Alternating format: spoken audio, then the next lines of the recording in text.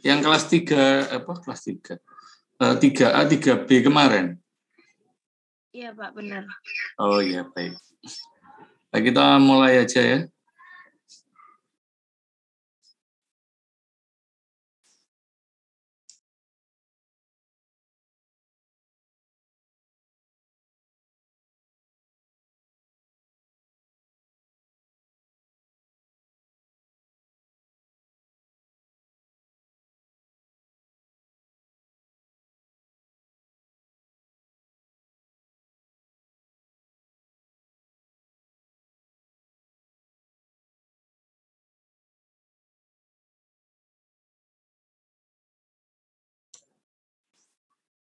Sudah kelihatan slide-nya? Sudah, Pak. Oke, baik. Bismillahirrahmanirrahim. Assalamualaikum warahmatullahi wabarakatuh. Selamat pagi. Sekali lagi mohon maaf harus geser ke hari Sabtu, mengganggu Anda semua. Jadi ini sepertinya kemarin ada sedikit yang sudah kita kita bahas jenak. Mungkin hari ini juga enggak terlalu lama. Saya sampaikan untuk praktek-praktek di lapangannya saja. Jadi secara teorinya nanti silakan Anda boleh cari sendiri secara teorinya. Tapi praktek untuk di lapangannya ada beberapa hal yang bisa saya bagikan. Ada beberapa tips yang juga bisa kita gunakan gitu ya.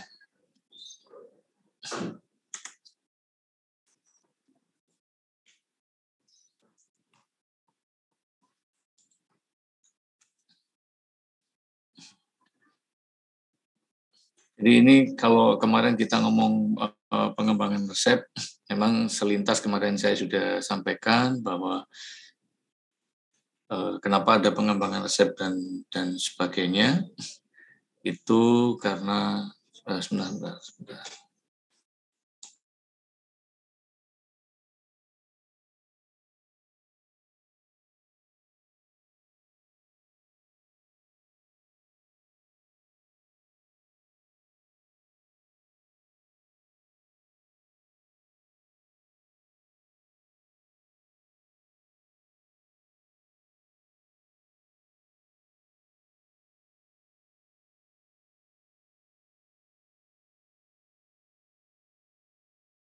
Permisi Pak Ludi, mohon maaf suaranya masih off, Pak. Oh ya, maaf. Ini sudah kedengaran suaranya? Sudah Pak. Ya. Jadi kalau di penjelasan saya minggu lalu, kita kenapa ngomong ada pengembangan resep, itu memang dibutuhkan untuk ada beberapa hal yang bisa kita tingkatkan, bukan kualitasnya, tapi ada dirasa aroma, warna, dan sebagainya. Dan juga bisa kita untuk menambahkan nilai gizinya begitu. Dan yang jelas, kalau untuk praktek di lapangannya, itu dibuat sesuai dengan kebutuhannya. Gitu ya, untuk di pengembangan resep itu. Jadi, ada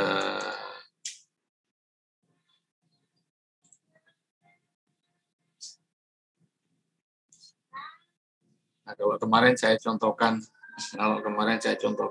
ini gitu ya, saya contohkan ada gelato, ada es krim, kemudian saya contohkan juga ada yang dari Koni Budin waktu itu, saya contohkan, tapi untuk di rumah sakit itu malah lebih banyak pengembangan resepnya.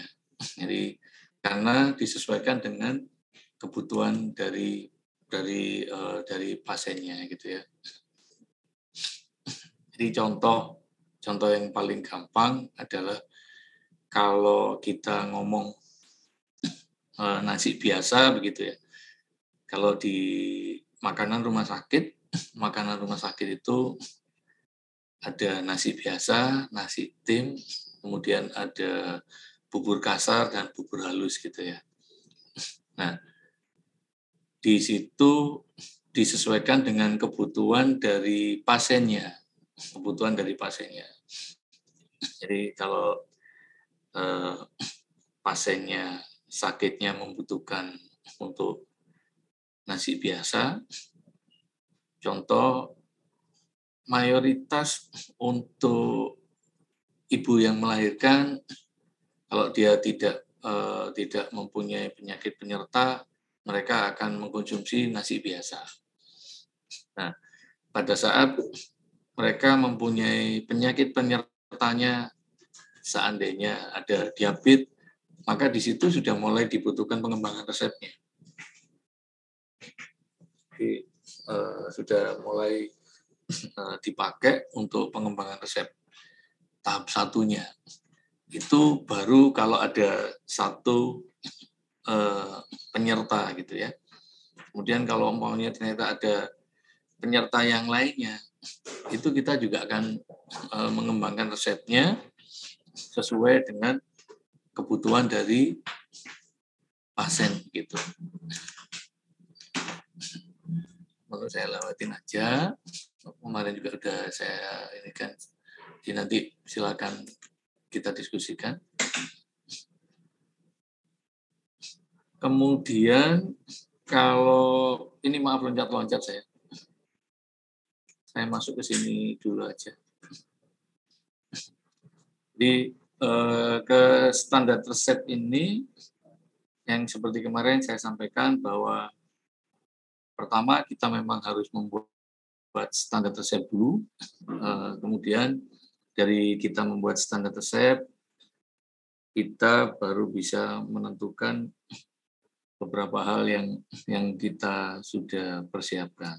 Ini contoh, salah satu contoh dari standar resep itu. Jadi kalau maunya kita ngomong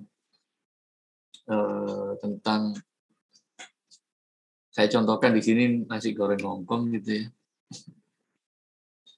Ini contoh standar resepnya yang kita harus buat. Jadi ada itemnya, ada besaran dari gramasinya, kemudian yang sebelah untuk pricing mungkin nggak perlu dilihat ya. Itu kan yang dipakai untuk kita, kalau kita untuk menghitung unit cost-nya. Tapi kali ini kita cukup membahas di standar resepnya. Ini contoh kira-kira standar resepnya seperti ini gitu. Jadi kalau standar resepnya kita membuat nasi goreng Hongkong, itu ada telur ayam, ada ayam file, sawijo, bakso dan sebagainya gitu ya. Ini kita tulis dengan detail. Saya rasa kita semua juga paham untuk kalau harus menuliskan seperti ini. Nah, ini biasanya kita akan gunakan kalau di kebutuhan khusus di rumah sakit atau di Vaskes ya, fasilitas kesehatan begitu, kita gunakan untuk tetap bisa menghasilkan hal yang sama seperti sudah saya sampaikan di minggu lalu. Nah, dari sini setelah standar resepnya ada, ya, kalau maunya nasi goreng Hongkong itu seperti ini, kira-kira kita akan keluarannya, kita akan ambil fotonya gitu. Kita akan ambil foto tagging. Setelah kita foto, ini nanti kita cantumkan di sana bahwa nasi goreng Hongkong ini isinya apa saja, cara menatanya seperti apa, atau platingnya seperti apa. Itu seperti itu. Kemudian, apakah ini bisa langsung kita gunakan gitu? Kalau kita ngomong tentang pengembangan resepnya atau untuk keperluan di standar resep, bisa sesuai dengan kebutuhan dari para pelanggannya atau dari pasiennya. Jadi kalau kita ngomong kebutuhan pelanggan ini boleh pakai nasi goreng standar, ya udah kita berikan yang seperti ini. Atau kalau mulai berhitung kalau punya rumah sakit yang sekarang ini kan ada BPJS dan sebagainya. Nah, di situ ada batasan tentang budgeting ya. Ada berapa biaya yang harus dikeluarkan rumah sakit itu untuk pembiayaan satu nasi goreng. Kalau memang ini seandainya untuk kelas 3 atau kelas 2 atau kelas 1 mungkin bisa seperti ini. Tapi untuk VVIP mungkin tidak bisa gitu. Nah, dari sini kita masuk ke kemudian yang di berikutnya itu masuk di pengembangan resepnya. Jadi dari resep yang standar ini tadi, nasi goreng Hongkong, kita melihat kebutuhan. Boleh kebutuhannya adalah untuk pasien atau kebutuhan secara kalau mau kita lihat, terlalu sederhana begitu ya. Ini terlalu sederhana. Nah, kita coba kembangkan. Umpama saya memberi namanya adalah nasi goreng spesial. Hampir sama mungkin seperti tadi, cuman ada beberapa hal yang kita tambahkan. Di situ ada udang, ada sebagainya. Kalau mau kita lihat, bisa jadi seperti ini pengembangannya. Pengembangan resepnya seperti ini. Jadi lebih komplit gitu ya. Jadi ada satenya, ada ayam goreng, ada telur, ada kerupuk. Sekali lagi, kalau tidak ada penyakit penyertanya dan di catatan dari para nutrisionisnya atau dietitiannya bahwa tidak ada penyertanya dan sesuai dengan budgetingnya boleh diberikan seperti ini. Jadi kita kembangkan seperti ini. Nah, apakah bisa Pak dari menu yang standar itu kita jadikan seperti ini? Oh bisa. Ini adalah bentuk pengembangan dari standar resepnya yang awal tadi, gitu. Jadi ada seperti itu. Ini hanya sekedar contoh aja ya, sekedar contoh cara membuat standar resepnya. Banyak format yang di luar yang bisa kita gunakan. Gitu. Nah, kemudian kalau kita melihat kembali ke standar resep lagi untuk yang di standar resep ini ya, yang di nasi goreng. Kalau untuk di kebutuhan di rumah sakit untuk jenis makanan rumah sakit ini masuk di kategori makanan nasi biasa gitu. Nasi biasa. Jadi secara histori yang ada beberapa yang saya lihat 60% itu sekitar 55-60% itu adalah makanan biasa. Artinya mereka tidak berdiet gitu, bebas ya. Nah, kalau yang di luar itu biasanya memang sangat personally, itu yang kita membutuhkan pengembangan resepnya. Jadi kalau maunya nasi biasanya itu adalah nasi goreng, pada saat masuk ke nasi tim itu sudah tidak bisa menggunakan nasi goreng. Jadi kalau di sini ini yang contoh untuk di VVIP-nya begitu. Pada saat di VVIP-nya itu kebutuhannya adalah karena dietnya sehingga dia contoh dietnya KVRG ya, kardiovaskuler rendah garam.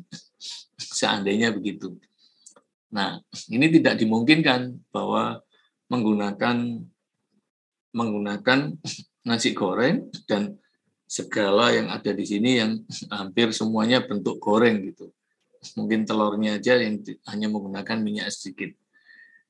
Tapi di pengembangan resep ini, kita sekarang sudah dimudahkan dengan adanya alat-alat yang bisa menunjang ini. Jadi kalau maunya dietnya kardiovaskuler rendah garam gitu. Artinya mayoritas dokter-dokter itu mereka akan ngomong yang untuk di dokter jantung, oh ini tidak boleh minyak atau minyaknya sedikit. Otomatis kalau secara konvensional ada banyak rumah sakit yang masih keluarannya makanan ini hanya direbus dan dikukus gitu. Nah, itu nanti yang akan menjadi masalah tersendiri untuk pasiennya, dan otomatis kalau ada masalah dengan pasiennya di selera dan sebagainya atau di pelanggan kita gitu ya, itu akan merubah dari konsep masaknya. Kita nggak bisa kalau umpamanya sampai sisa makan pasiennya di atas 20%, masih tinggi gitu ya. Secara standar itu tidak boleh lebih dari 20%. Apa yang kita bisa lakukan? Kita mulailah pengembangan resep di sini. Jadi kita mulai mengembangkan, berarti dari menu standar yang nasi goreng, kita beralih nasinya mungkin menjadi nasi tim biasa. Kemudian seperti yang ada di gambar ini, ayam gorengnya bisa sebetulnya kalau kita ditunjang oleh peralatan yang memadai. Pasti Anda semua juga sudah ada yang tahu dan mungkin ada yang paham, bahkan mungkin ada yang sudah pernah menggunakan, ada yang namanya air fryer gitu ya. Dalam skup kecil itu bisa menggoreng tanpa minyak kalau menggunakan air fryer. Kalau di tempat kami menggunakan alat yang namanya kombi oven. Jadi dia cara kerjanya hampir sama dengan air fryer, tapi skupnya besar. Jadi kalau seandainya kita menggoreng ayam ini ya, kalau saya harus menggunakan deep frying yang kalau kapasitas di dapur-dapur besar itu rata-rata sekitar 19 liter sampai 22 liter gitu. Saya juga butuh minyak sebanyak itu gitu. Tapi pada saat kami menggunakan dibantu oleh teknologi itu untuk menggoreng dengan jumlah yang sama. Jadi saya ambil contoh, saya menggoreng 120 pieces ayam, itu saya butuh sekitar 19-20 liter minyak goreng. Nah, tapi kalau kita menggunakan air fryer yang bentuknya besar, yang tadi saya sebutkan sebagai kombi oven gitu, saya hanya butuh sekitar 50-100 cc minyak goreng. Pak, apakah hasilnya sama? Kalau sama persis, tidak. Tapi bahwa mendekati dari hasil yang digoreng dengan minyak, itu mendekati. Warnanya bisa mendekati, kemudian kalau ngomong teksturnya agak berbeda begitu. Kalau warna masih bisa, teksturnya agak sedikit tidak kering atau enggak moist begitu. Kemudian yang sangat membedakan kalau kita goreng dengan jumlah yang sama 120 pieces dengan menggunakan minyak, itu saya butuh waktu 15 sampai 20 menit. Kalau menggunakan air fryer ini saya nggak butuh waktu 10 menit. Jadi sekitar 7-8 menit sudah selesai. Ada seperti itu. Nah, di pengembangan resep itu, metode-metode ini yang juga bisa membantu kita gitu untuk menyelesaikan beberapa hal yang bisa menimbulkan efek pelanggan. Saya ngomongnya pelanggan, mungkin lebih skupnya adalah di yang menggunakan fasilitas kesehatan gitu ya. Di fasilitas kesehatan itu lebih tergugah seleranya. Kalau dengan diet yang kardiovaskuler rendah garam itu sudah tampilannya hanya putih, tidak menarik, kemudian rendah garam pula gitu ya. Jadi kalau ngomong rendah garam berarti tidak boleh terlalu banyak atau bahkan ada yang sampai tidak nol, tidak menggunakan garam. Itu sangat apa ya? Sangat menarik gitu buat kami untuk bisa memenuhi kepada harapan pasien atau harapan pelanggan ini agar mau makan. Nah, kami-kami yang seperti saya yang aslinya juru masak kemudian menjadi nutrisionis begitu, itu tantangan yang menarik gitu. Bahwa tidak hanya sekedar menghasilkan makanan kemudian dimakan nggak dimakan ya sudah silakan gitu, nggak ada urusan. Nggak, tapi ada hal yang lain yang menjadi kepuasan batin kalau kita menjadi seorang manusia. Pada saat kita bisa membuat makanan yang sesuai dengan kebutuhan pasien atau kebutuhan pelanggannya, itu ada kepuasan tersendiri gitu ya. Ada bahagia yang nggak bisa saya ceritakan gitu. Ada seperti itu. Nah, itu penting gitu. Pada saat semakin sulit kasus dari pasiennya, semakin menjadi tantangan yang luar biasa. Nah, sekarang sudah lebih mudah sebetulnya. Kalau ngomong tadi saya contohkan kardiovaskuler rendah garam gitu ya. Kardiovaskuler rendah garam itu kita masih menggunakan garam di sini ya. Ada garam. Nah, sekarang udah sekitar 10 tahun yang lalu atau ya 10 tahun yang lalu sudah ada lososa, kalau saya boleh bilang ada lososa, meskipun itu juga masih ada gitu ya, ada sodiumnya gitu. Kemudian ada yang garam-garam, ada sekarang banyak lah, ada garam yang memang produk-produk impor gitu ya, yang hampir 0,0 berapa persen sodiumnya itu ada gitu. Nah, kita dimudahkan dengan itu. Meskipun rasanya tetap ada rasa asinnya, tapi soft. Karena rata-rata kalau maunya orang yang sudah mengidap seperti itu, mereka kalau kena makanan yang, loh kok saya dikasih garam nih gitu. Mereka akan komplain gitu. Mereka karena sudah mulai tahu dengan banyak hal. Nah, itu tugas dari kita yang juga dietitian atau nutrisionis, kita akan ngomong sama mereka bahwa nanti makanannya akan seperti ini dan sebagainya. Pada saat kita berinteraksi itu, disitulah kita bermain untuk mengembangkan resep ini. Dari resep standarnya seperti apa dan keluarannya seperti apa. Itu seperti itu. Nah, dari pengembangan resep ini sangat banyak dibutuhkan itu di rumah sakit. Di rumah sakit itu sangat banyak dibutuhkan karena kasus-kasusnya itu luar biasa. Sekarang nggak hanya berdiri sendiri gitu.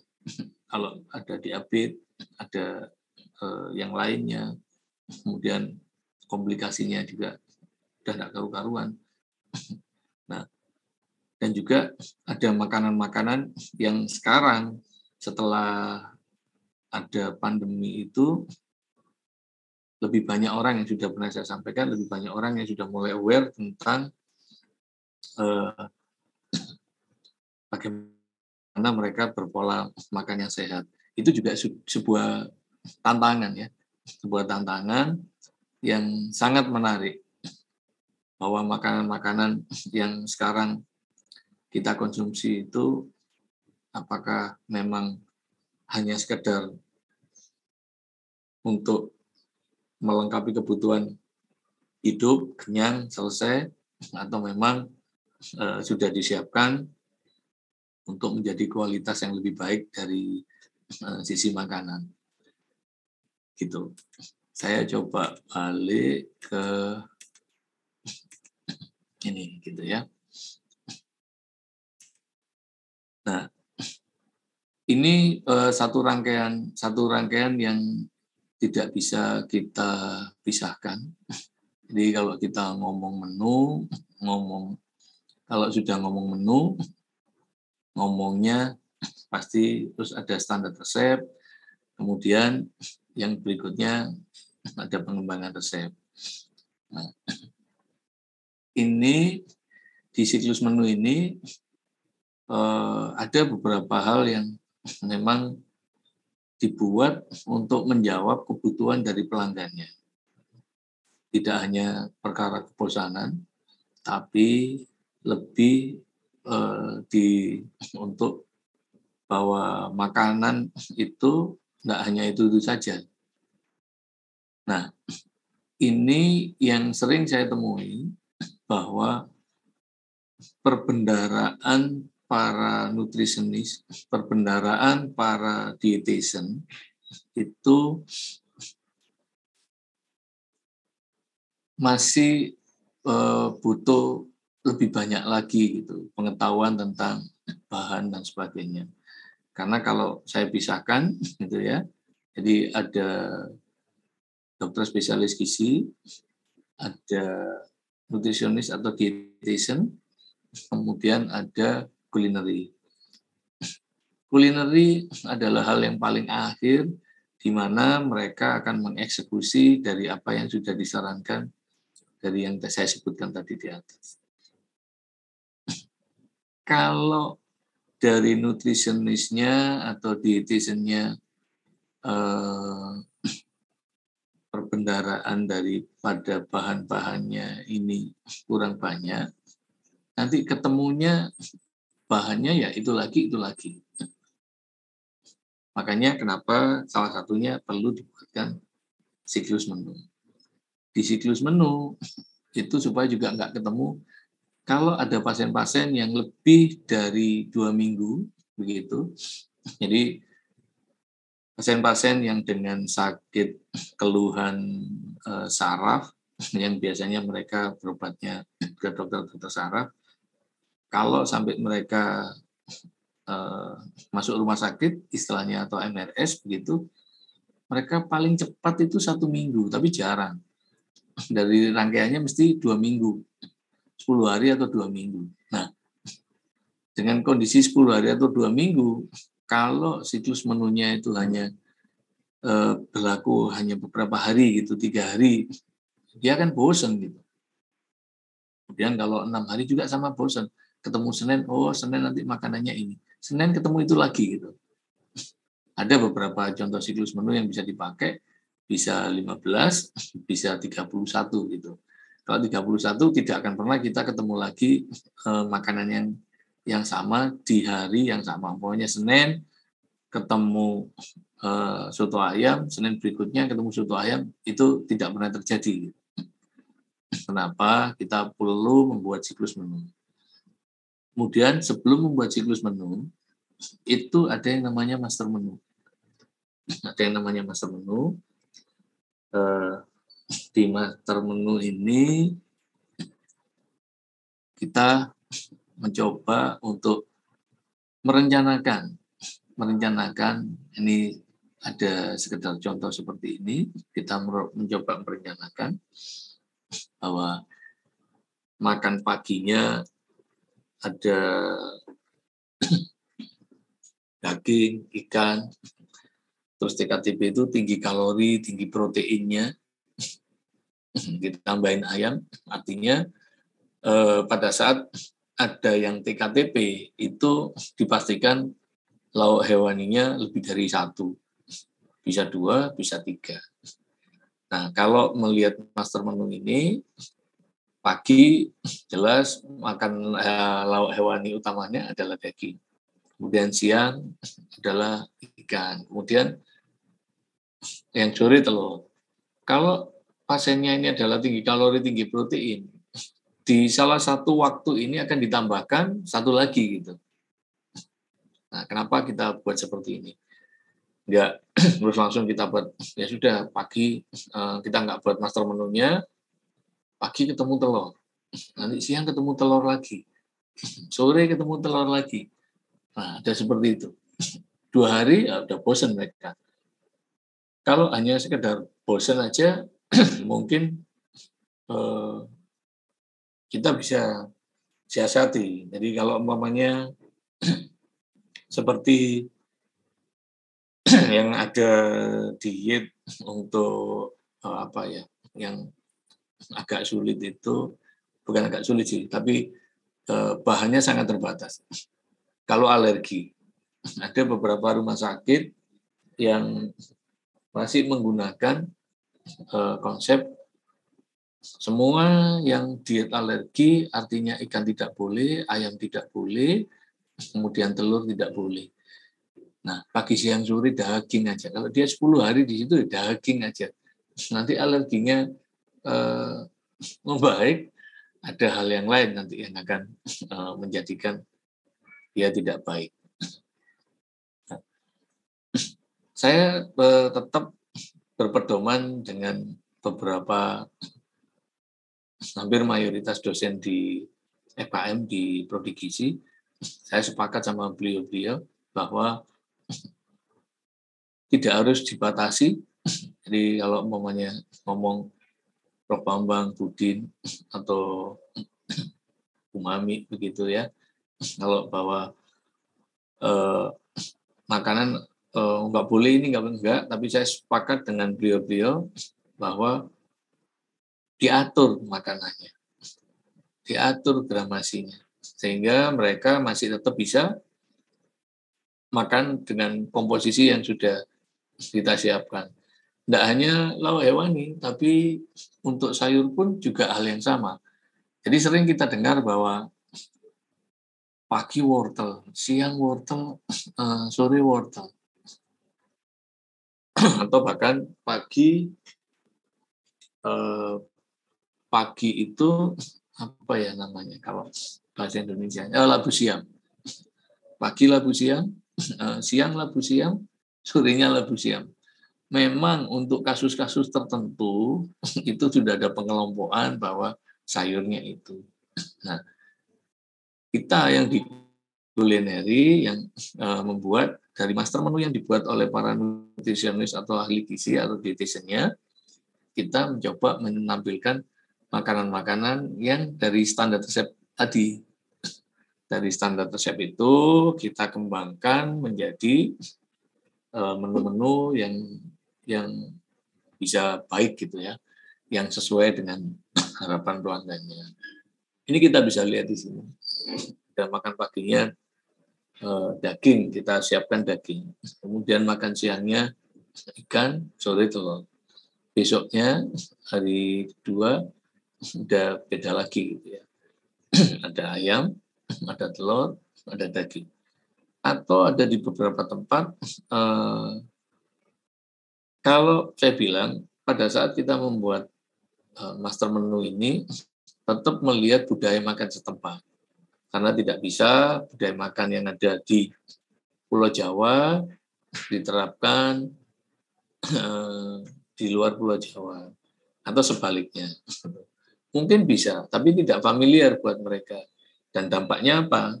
Dampaknya kalau tidak familiar atau tidak sesuai budaya makan setempat, apa yang sudah direncanakan untuk bahwa makanan itu sebagai terapi dari kesehatan manusia itu tidak pernah terjadi gitu ya. Jadi mereka pilih gak makan, ya jelas kalau mereka tidak makan bagaimana mereka mau mempertahankan semua yang ada di tubuh itu. Nah, kayak seperti itu. Ini salah satu contoh master menunya. Dan Pak itu yang daging di pagi ada, di hari keempat juga daging, hari ketujuh juga daging. Ya, ini saya memberikan normatif, contoh normatifnya seperti ini. Tapi kalau kita lihat bahwa di hari pertama itu pagi daging, siang ikan, di hari keempat pagi daging, siangnya ayam. Jadi kita bisa putar-putar di situ. Kalau semakin ada banyak secara budaya makan setempat itu ada banyak gitu ya, ada banyak pilihan, ya silakan dipasang. Silakan dipasang. Ikan bisa jadi kalau daerah, setahu saya daerah Blitar dan sekitarnya bahwa ikan di sana gurami banyak, bisa gitu ya. Atau kalau daerah Kediri dan sebagainya ada lele yang berlimpah di sana, ya silakan. Atau sekarang ada ikan patin gitu, silakan. Yang sekarang juga ada ikan dori, ya. Ada yang sering tanya, dori sama patin beda apa enggak ya Pak?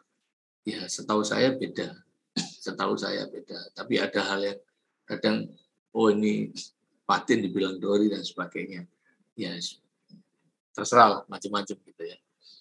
Nah, pada saat telur, kalau itu mereka ada dietnya alergi, kita coba kita menggunakan telur ayam kampung gitu. Jadi sehingga kalau si pasien ini makannya pas dietnya itu ada seperti itu, enggak terus daging terus pagi siang sore itu daging enggak. Tapi kita coba sesuaikan yang kira-kira aman. Ayam kita coba maunya kita menggunakan ayam kampung gitu ya. Itu beberapa upaya yang kita bisa lakukan. Sehingga ketemu makanan-makanan yang tetap meskipun makan rumah sakit tapi tetap bisa menarik.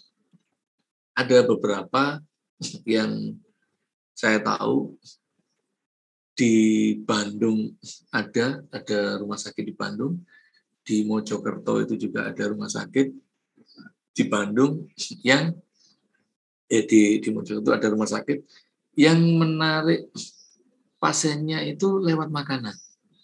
Jadi mereka bilang, kalau Anda rawat inap di sini, Anda tidak perlu khawatir makanan seperti di rumah sakit. Tapi Anda akan makan seperti di rumah. Dan memang betul-betul makanannya makanan rumahan betul. Di salah satu rumah sakit di Bandung itu, ya makanannya makanan khas Sunda gitu. Makanan khas Sunda. Kemudian yang di Mojokerto itu betul-betul makanan khas Nusantara, tapi mereka betul-betul makanan rumah. Nah, ada beberapa pasien yang sempat saya tanya sama pada mereka, iya Pak, makannya di sini enak, kayak enggak di rumah sakit. Jadi itu salah satu ada nilai plus begitu ya.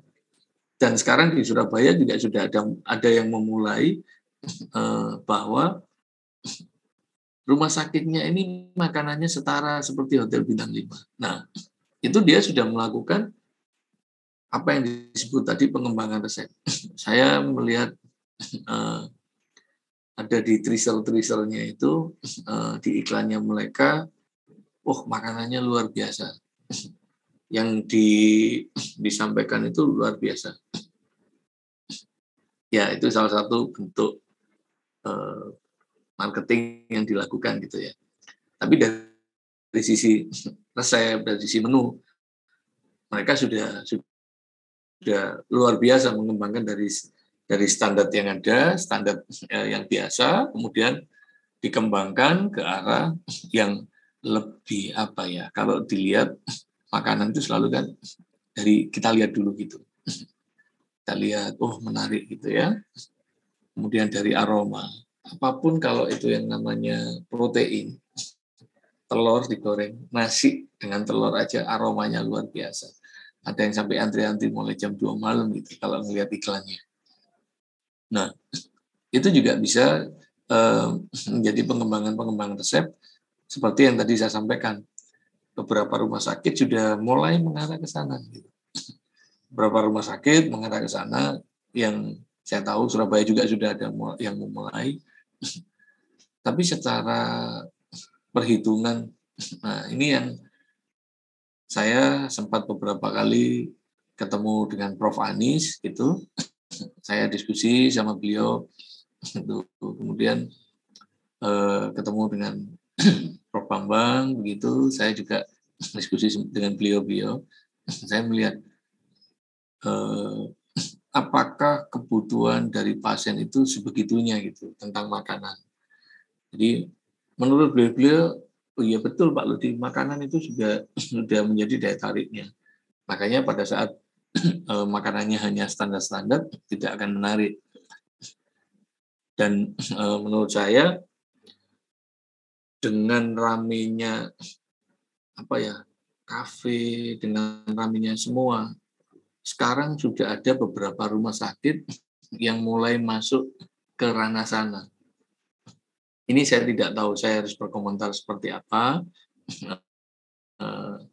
Selama tujuannya positif, menurut saya baik-baik saja. Tapi pada saat penyelenggara makanan, catering, itu sudah tidak lagi mengajukan tentang keamanan pangan, menurut saya sangat bahaya. Gitu. Menurut saya sangat bahaya. Yang penting, pasiennya senang aja makan. Iya benar. Cuman juga harus diperhatikan komposisi-komposisi dari standar resepnya, komposisi-komposisi dari pengembangan resepnya, kemudian komposisi-komposisi yang sudah ada di master menunya. Ya seperti itu. Rasanya pagi ini yang bisa saya sampaikan. Saya minta untuk dibuat kelompok aja untuk tugas. Ya, silakan diatur sendiri. Silakan dibuat master menunya, ya, dibuat masternya, kemudian dibuat menu dari master menu itu, dan dibuatkan satu saja standar resep yang ada di salah satu menu yang dibuat. Jadi nanti masing-masing kelompok itu saya bisa dapat 3 ya.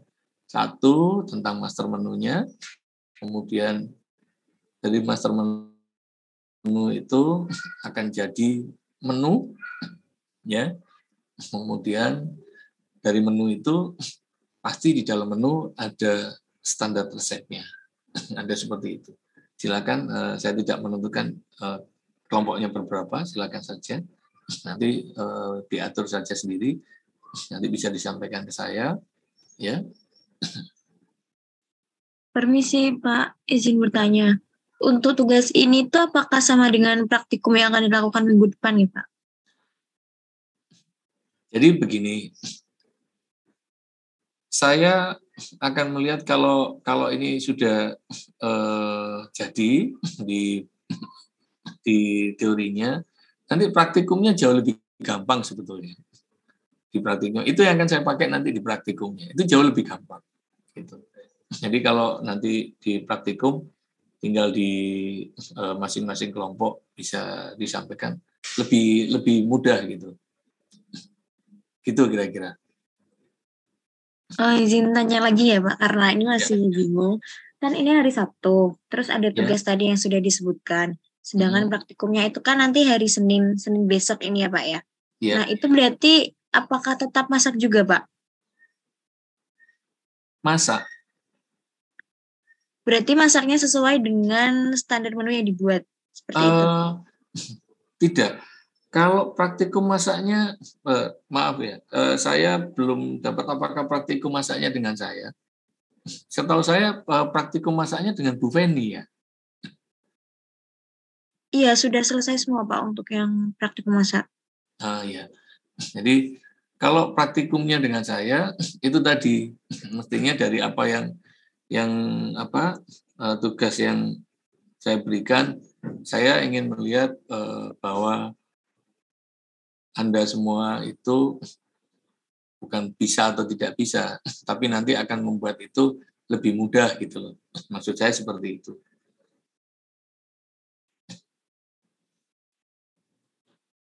Gimana? Masih bingung? Sebentar, untuk pengumpulannya apakah Senin depan ini, Mbak? Ya, karena kan akan kita gunakan di hari Senin ya. Kita akan gunakan di hari Senin. Nggak nuntutin ya?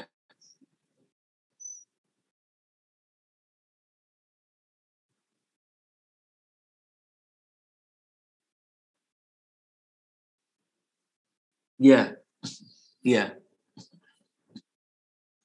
Jadi sebetulnya dengan Anda membuat tugas itu di praktikum itu sebetulnya sudah selesai gitu. Sudah nanti akan saya saya coba untuk berikan saya luruskan begitu. Oh ini nggak pas gitu ya. Baik mungkin nanti biasanya ada bahan yang sama, kemudian ada struktur warna yang tidak coklat semua. Nah maksudnya begitu. Jadi Anda sudah siap dengan materi itu tadi, kita hanya review saja gitu. Jadi nggak usah dikumpulin, nanti kita di hari Senin itu nanti kita langsung diskusi gitu.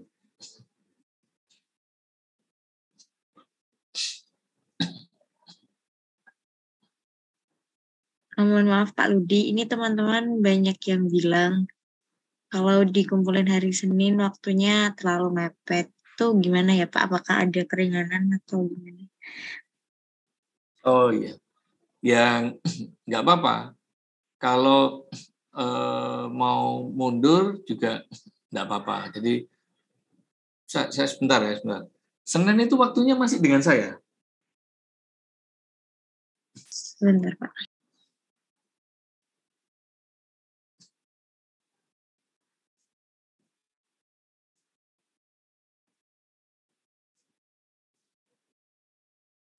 Untuk teorinya sama Bu Endah Pak. Oh iya, berarti kan nggak dengan saya kan? Iya. Ya nggak apa-apa. Boleh dikumpulkan minggu depan.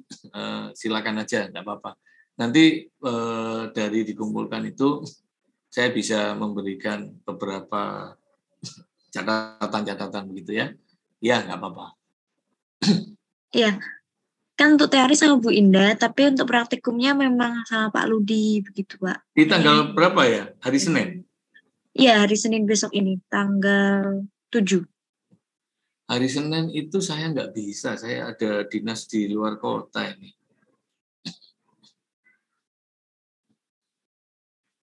Boleh nggak kalau saya geser ke hari, atau nanti saya infokan ya, yang pasti saya hari Senin itu saya nggak di Surabaya.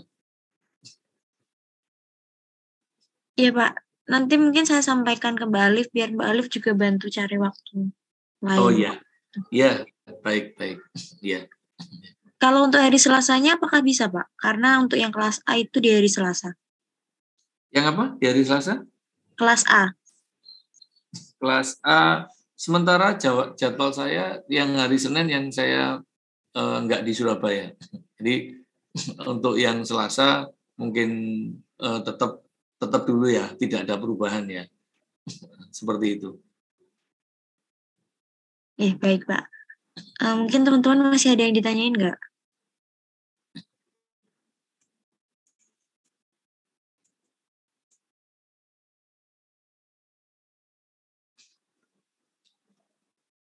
Yang untuk hari Selasa sementara tetap dulu ya.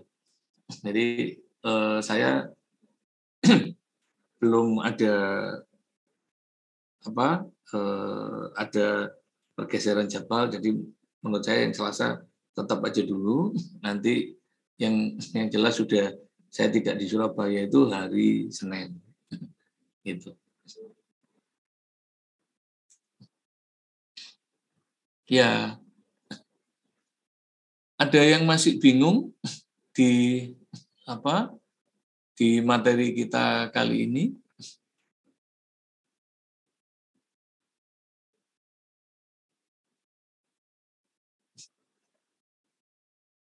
Mungkin bertanya tapi kembali lagi ke tugas itu ya Pak. Untuk pengerjaannya apakah ditulis tangan atau bisa diketik? Diketik aja Mbak, jangan ditulis tangan ya. Mbak. Iya. Iya. Ya baik. Saya intinya begini, inti dari saya memberikan tugas itu supaya karena ini nanti pada saat Anda memasuki dunia kerja, ya, Anda memasuki dunia kerja, baik itu di rumah sakit pasti diperlukan, kemudian di catering industri itu juga pasti diperlukan, dan kalau Anda punya usaha sendiri pun ini insya Allah juga akan sangat bermanfaat gitu. Maksud saya begitu. Itu aja sih. Nggak apa-apa Mbak, diketik aja, jangan ditulis tangan. Kadang nggak bisa baca saya kalau udah ditulis tangan. Iya, baik. Teman-teman masih ada yang bingung lagi nggak?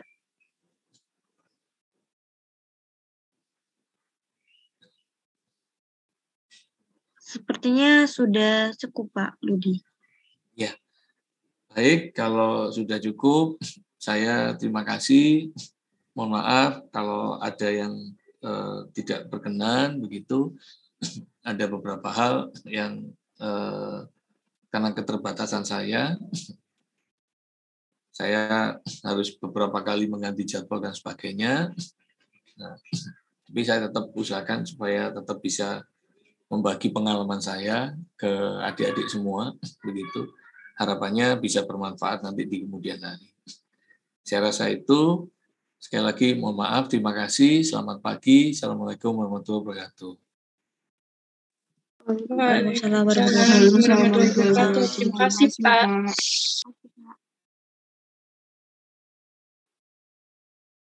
Saya izin live dulu ya.